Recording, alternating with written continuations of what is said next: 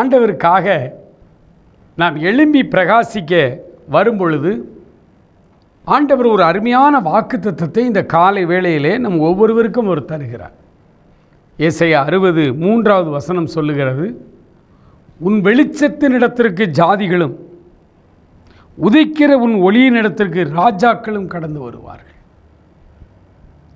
உன் வெளிச்சத்தினிடத்திற்கு ஜாதிகளும் உதிக்கிற உன் ஒளியினிடத்திற்கு ராஜாக்களும் கடந்து வருவார்கள் என்று வேதம் சொல்லுகிறது. ஆண்டவர் உங்களையும் என்னையும் அவருக்கு சாட்சியாய், அவருடைய சொந்த மகனாய் மகளாய் நம்மை ஏன் இந்த பூமியிலே வைத்திருக்கிறார் தெரியுமா? நம்முடைய வெளிச்சம் நடுப்பகலை போல அதிகமாய் பிரகாசித்து அந்த வெளிச்சத்தினிடத்திற்கு ஜாதிகளும் அந்த வெளிச்சத்தினிடத்திற்கு உதிக்கிற உன் ஒளியினிடத்திற்கு ராஜாக்களும் கூட நடந்து வருவார்கள். சங்கீதக்காரனாகிய தாவீது 119 சங்கீதத்திலே 99 வசனம் 100 வசனத்திலே சொல்லுகிறார், நான் தினந்தோறும் அவருடைய சாட்சிகளை கைக்கொள்ளுகிறேன், தியானித்து கைக்கொள்ளுகிறேன். நான் அவருடைய வசனங்களை தியானிக்கிறதினாலே எனக்கு போதித்தவர்கள் எல்லாரிலும் நான் அறிவுள்ளவனாக இருக்கிறேன். மாணவனாக இருக்கிற ஒரு பையன் அவனுக்கு கற்றுக் கொடுக்கிற ஆசிரியர்களை விட அறிவில் சிறந்தவனாய் எப்பொழுது மாறுகிறான்? இந்த வேதாகமத்தை தினந்தோறும் வாசித்து தியானித்து அதில் உள்ள ஆண்டவருடைய கட்டளைகளின்படி கற்பனைகளின்படி வாழ்கிறவன் எவனோ முதியோர்களை பார்க்கலும் ஞானம் உள்ளவனாய், அவனுக்கு கற்றுக் கொடுக்கிற அவனுடைய ப்ரொஃபஸர்ஸ் எல்லாரையும் விட அறிவுள்ளவனாய் அவன் மாறுகிறான் என்று 119 சங்கீதம் 99-100 சொல்லுகிறது. ஆம், எனக்கு அன்பானவர்களே, உன் வெளிச்சத்தினிடத்திற்கு ஜாதிகளும் உதிக்கிற உன் ஒளியினிடத்திற்கு ராஜாக்களும் நடந்து வருவார்கள்.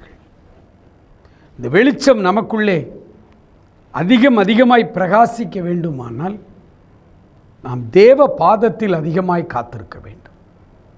அவருடைய பாதத்திலே காத்திருக்க ஒரு புது பலன் நமக்குள்ளே உண்டாகிறது. அவருடைய வெளிச்சம் நம்மை வெளிச்சத்தின் பிள்ளையாய் மாற்றுகிறது. இந்த காலை வேளையில் ஆண்டவரே, என்னை உம்முடைய வெளிச்சத்தின் பிள்ளையாய் மாற்று. நான் உமக்காக எழும்பி பிரகாசிக்கிறவனாய் நான் வர வேண்டும். ஜனங்கள் கேள்விப்பட்டு தூர இடத்திலிருந்தும் என்னை கேள்விப்பட்டவர்கள் வர வேண்டும். என்னை ஜனங்களுக்கு ஆசீர்வாதம் உள்ளவனாய் மாற்றும். ராஜாக்கள் கூட ஞானத்தை கேட்க வர வேண்டும்.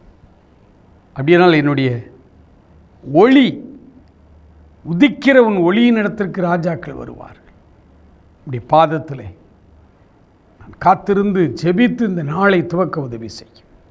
அன்பு நிறைந்த பரலோக பிதாவே, இந்த அருமையான வேலைக்காக நன்றியோடு நாங்கள் துதிக்கிறோம், ஸ்தோத்தரிக்கிறோம். அப்பா, தேவனாகிய கர்த்தர் எங்கள் வாழ்வின் எல்லா பகுதிகளிலும் நீர் எங்களோடு கூட இருந்து எங்களை நடத்துகிறதற்காக ஸ்தோத்திரம் செலுத்துகிறோம்.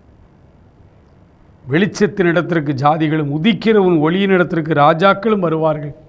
இந்த வார்த்தையின்படி இந்த நாள் முழுவதும் எங்களை வெளிச்சத்தின் பிள்ளைகளாய் காத்துக்கொள்ளும். ஆசீர்வதியும். இயேசு கிறிஸ்துவின் நல்ல நாமத்தில் ஜெபிக்கிறோம் எங்கள் அருமை பிதாவே. ஆமென். ஆமென்.